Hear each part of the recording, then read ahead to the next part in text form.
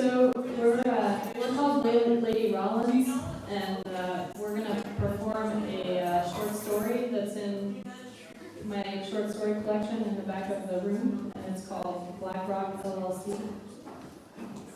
I'm going to start it again.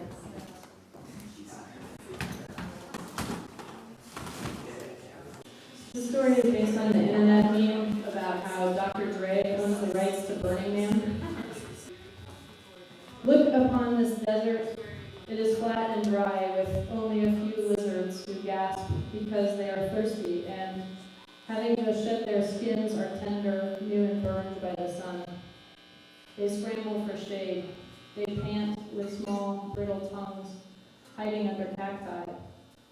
The sun beats down hot and thick on the horizon, while currents of air blur the faraway line between land and sky.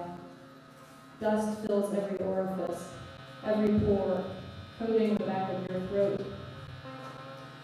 There is nothing to be seen here but the shadows of people who have stopped off on vision quests, looking for a break from some other life. They do things here to distinguish their experience from the rest of the world. Famous people like Jim Morrison, Elizabeth Taylor, Hunter S. Thompson, Jane Fonda, and subsequent impersonators like Val Kilmer or Johnny Depp. Often they leave pieces of themselves behind, and if you're still enough, you can sometimes make out traces of their prior hallucinatory passages. This is where they pause on their way between uncomfortable places. Dre stood with Hype, his hairdresser, on the penthouse balcony of the Hilton Hotel. Las Vegas stretched out before them with dull neon lights hardly visible in the afternoon sun. Hype and Dre slouched similarly mute under the weight of hangovers and heat. As an often overlooked member of Dre's entourage, Hype was nondescript, but he admired Dre exceptionally. They left women in the penthouse and went to the lobby to eat a continental breakfast. They stole blackcurrant scones from the breadbasket on the table. On their way out, Hype stole some of the bacon snacks at the bar and put those in his pockets also.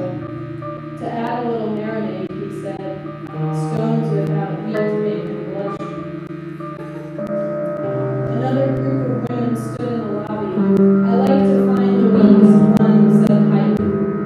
Like looking for the slowest gazelle, I look for the outcasts, and then I try to separate them.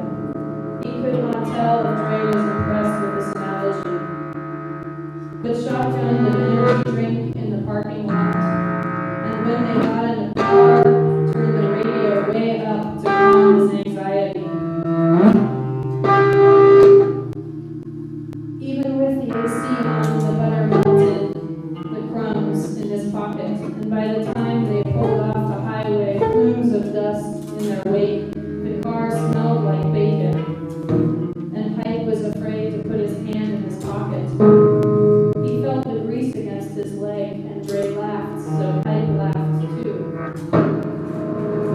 They drove for miles into nowhere, and stopped when they couldn't see anything around except the tiny toy cityscape behind them. It quivered in the distance like a mirage. Let's get out here, said Dre, secretly looking for Jesus in the sky. He wanted to hear the call of God as Elvis once saw Stalin in the clouds. Do you think people will come to visit my house when I'm dead?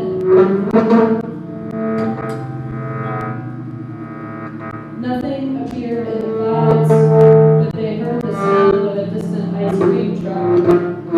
When Hype pointed out the little blue dot in the distance, is that some fucker on a bicycle? He said. The dog fleshed out to human size and gathered distinction as the music grew louder and more crisp. You see that, right? Asked Dre. A naked, painted blue woman rode up on a child's bike and stopped short in front of them. She had seashell earrings and she smiled. Follow me, she said. The fuck not, I said. Dre dropped breadcrumbs behind them so they could find their way back.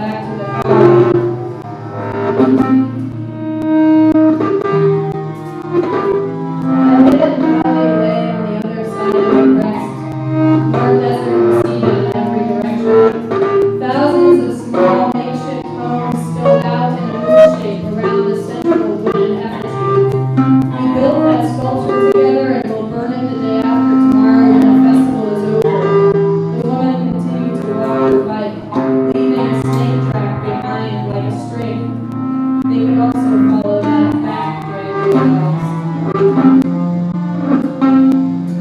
The music her bike played was jerking, and she often stopped to make sure Hype and Dre followed. As they walked down the slope on the other side, the city fell out of view. Large craters scarred the ground, and they walked through them like sand traps on a golf course. Nothing moves not until nighttime, he said. When they made it to the shanty town, the woman invited them into her temporary shed. Come to my tent, she said, and they did, and she had sex with both of them. The sand made everything bitter.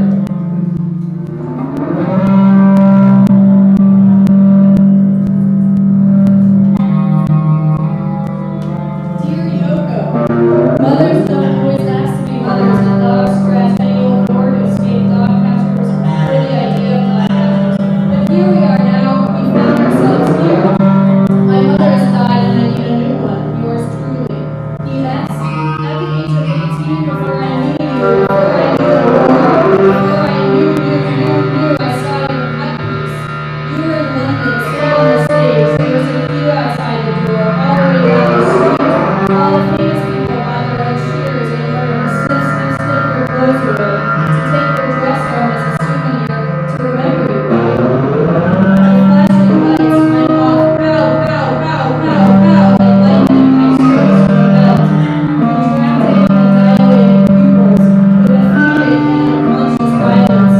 As the line passed quickly, the fever of possession grew, and all the pretty people with their perfect shears ravenous, they slipped you all away, and left and threw up in the alley behind the tables again. Come to my tent, she says, and they did, and the sand made everything bitter.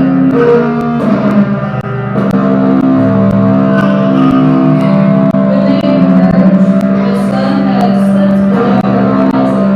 Birds bathed in the warm sand, and people with variously painted bodies began to emerge from the shadows. They gathered around the white sculpture. It towered above them, and its edges hung with the glass of the sun's light. Music began to play. First acoustic, then with electric bass and disco drums. Hype and Dre walked around the pit. They lost in movement in a sea of others. Everyone was excited to see them. Hype carried a digital handheld camera. Let's pretend we're looking for actors to be in our video, he said. As part of the screen test, they asked, "Are you happy?" Women thrust themselves in the shot by way of response. A man did a keg stand for 8 minutes. 2 men started to make out, and several others joined in. I come here to be myself. I come here to be free. I always wanted to join a circus, but when I was little, my mother wouldn't let me. And when I grew up, circuses didn't exist anymore.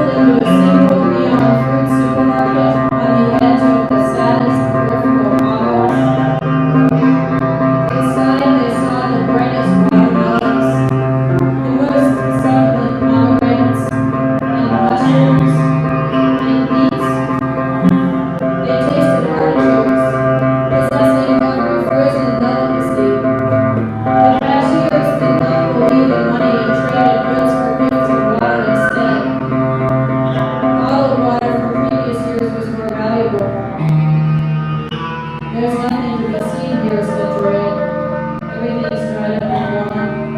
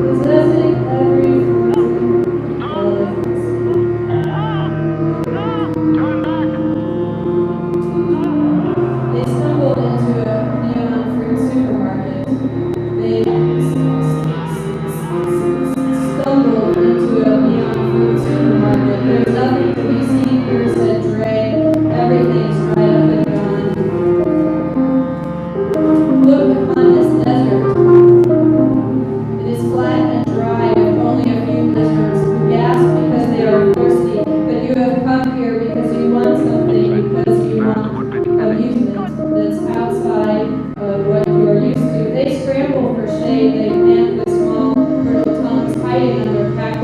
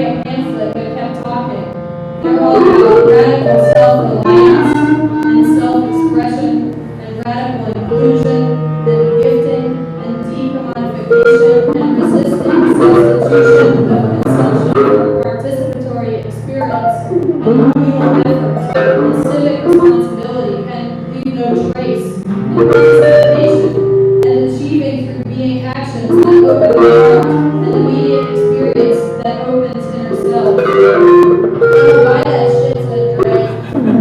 Yeah, I raised my hand for a high five. Fuck yeah. The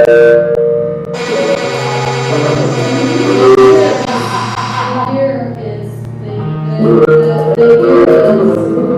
2012.